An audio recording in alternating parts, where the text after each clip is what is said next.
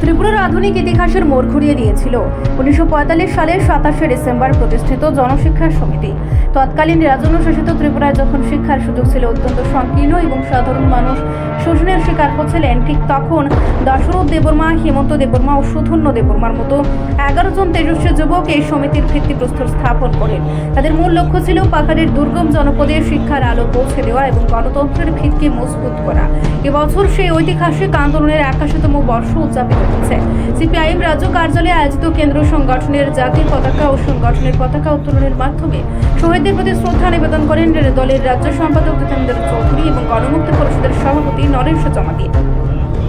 এই আন্দোলনের রাজনৈতিক ও সামাজিক গুরুত্ব ব্যাখ্যা করতে গিয়ে সিপিআইএম রাজ্য সম্পাদক জিতেন্দ্র চৌধুরী একটা গভীর তাৎপর্য তুলে ধরেন। তার মতে, জনশিক্ষা আন্দোলন কেবল অক্ষর জ্ঞান দান বা স্কুল তৈরির কর্মসূচি ছিল না, এটি ছিল মূলত রাজন্য শাসনের আমলাতান্ত্রিক শোষণের বিরুদ্ধে এক শক্তিশালী রাজনৈতিক প্রতিবাদ। জিতেন্দ্র চৌধুরী উল্লেখ করেন যে শিক্ষার অভাবে ছিল সাধারণ মানুষের পিছিয়ে পড়ার প্রধান কারণ, আর সেই দুর্বলতাকে শাসকরা হাতিয়ার হিসেবে ব্যবহার করত।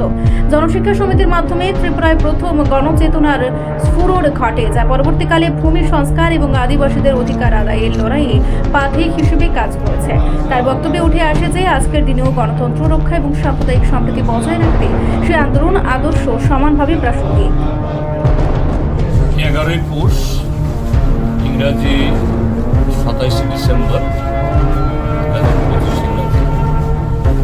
আজকের এই দিনটি আমাদের এই রাজ্যের রাজনৈতিক, সামাজিক এবং সাংস্কৃতিক ইতিহাসে অন্যতম একটা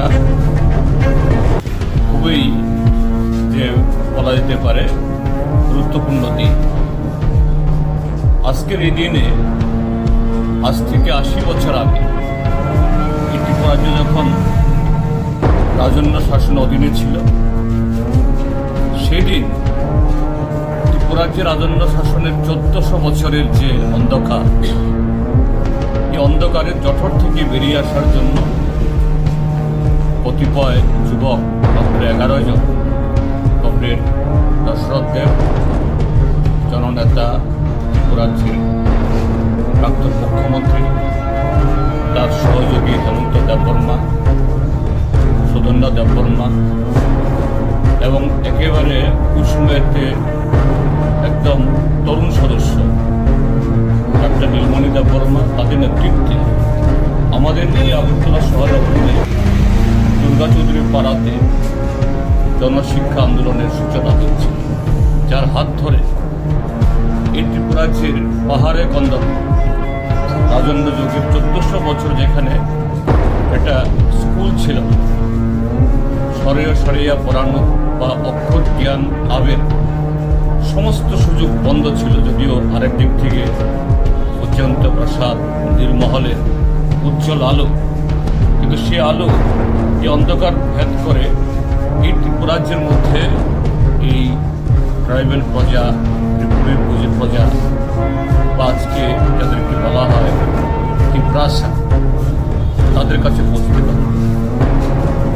তো এই যে আন্দোলনের মধ্য দিয়ে 4 শতাধিক স্কুল খুলেছে, এটা শুধু কিছু স্কুল খোলার মধ্য দিয়ে তার যে তাৎপর্য একটু সীমাবদ্ধ না। এই স্কুল খোলার মধ্য দিয়ে যে চেতনার উন্মেষ হয়েছে, সেই চেতনা ত্রিপুরা রাজ্যের রাজনৈতিক, সামাজিক, সাংস্কৃতিক যে অবয়ব আধুনিক পৃথিবীর সাথে তাল রেখে এটাকে নতুন করে গড়ে তোলার যে শক্তি জুগিয়েছে, যা পরবর্তী সময়ে এই ত্রিপুরা রাজ্যে বামপন্থী আন্দোলন, প্রগতিশীল আন্দোলন, বামপন্থী ফ্রন্ট সরকার সময়েতে একেবারে পশ্চাৎপদ। একদিক থেকে এখানকার যারা আদিবাসী অংশের জনগণ, আরেক দিক থেকে দেশভাগের যে দুর্ভাগ্যের ফলে এখানে যে হাজার হাজার লোক এখানে বসতিস্থান বদ্ধ হয়েছেন, তাদেরকে সকলকে সমন্বিত করে একটা উন্নত সমাজ তৈরি করার যে রাস্তা বা তার সমস্ত শক্তি জুগিয়েছিল এই জনশিক্ষা আন্দোলনের প্রেরণা। এই কারণে আমরা বলি এটা ঐতিহাসিক আন্দোলন, এটা নিছক একটা শিক্ষা প্রতিষ্ঠান গড়ে তোলা আন্দোলন না। আমরা আজকে এই দিনে দেশের বর্তমান বা রাজ্যের বর্তমান প্রেক্ষাপট যে জনশিক্ষা আন্দোলনের তার যে প্রয়োজনীয়তা, এটা এখন আরও বেশি প্রাসঙ্গিক।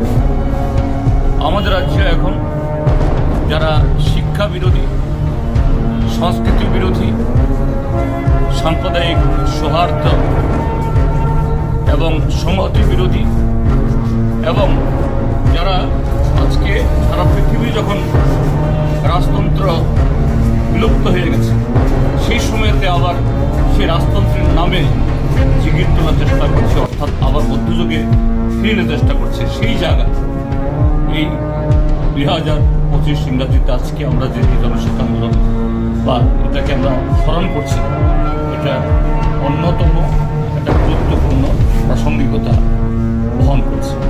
এই দিনে এই সমস্ত যে 11 জন তার যে প্রতিষ্ঠাতা সদস্য যারা, পরবর্তী সময়ে আরও শত শত হাজার হাজার যারা এই জনশিক্ষা আন্দোলন, পরবর্তী সময়ে গণমুক্তি পরিষদ আন্দোলনে যুক্ত হয়েছে, তারা শুধু কুসংস্কার এবং কায়েমি স্বার্থের বিরুদ্ধে না, একটা সময়েতে সাম্প্রদায়িক শক্তি, সাম্প্রদায়িক শক্তি হাতেও